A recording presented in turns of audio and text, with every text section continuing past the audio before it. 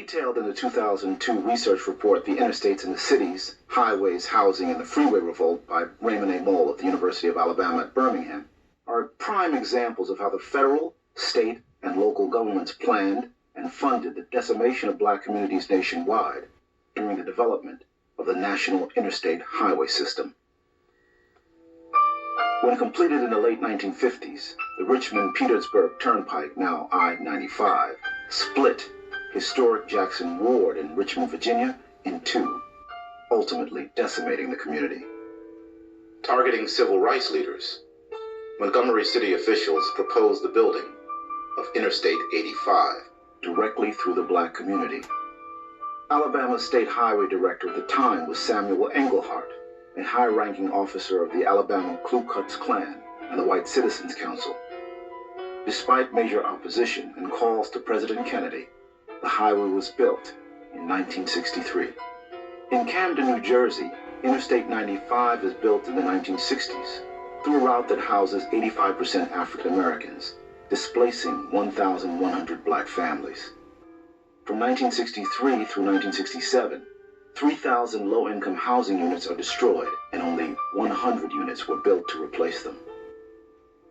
Despite the fact that the planned Century Freeway in Los Angeles would dislocate 3,550 families, 117 businesses, and numerous parks, schools, and churches, mainly in Black Watts and Willowbrook, the Department of Transportation approved the new expressway in 1968.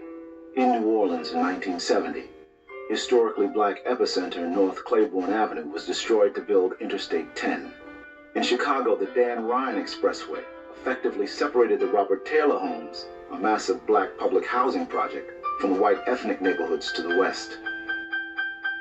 In Florida, highways are built through Tampa, St. Petersburg, Jacksonville, Orlando, and Pensacola that either divided and dislocated black communities or permanently walled them off from white neighborhoods. While African Americans have certainly not been alone in dealing with urban removal, they have by far been the biggest victim of urban renewal programs since the Civil Rights Movement. They came with a 4-block expressway. It went from just on the other side of North Carolina Mutual's building to Austin Avenue, right through the heart of the Black Business District.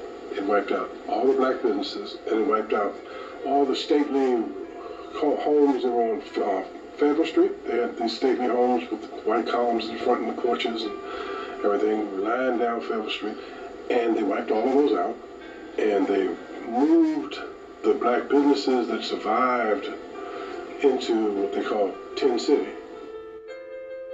While urban removal was taking place in Durham-Haytie, city and state governments nationwide forced similar manifestos on urban and mainly black communities across the country, permanently destroying historically black communities from Seattle to Miami.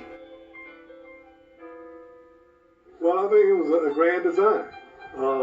Once you're able to create a prototype of how you can divide these communities, then it gets replicated all over the place. And as you said, Richmond, Dallas, Los Angeles, Atlanta, wherever you go, you run into exactly the same problem with this proliferation of these expressways.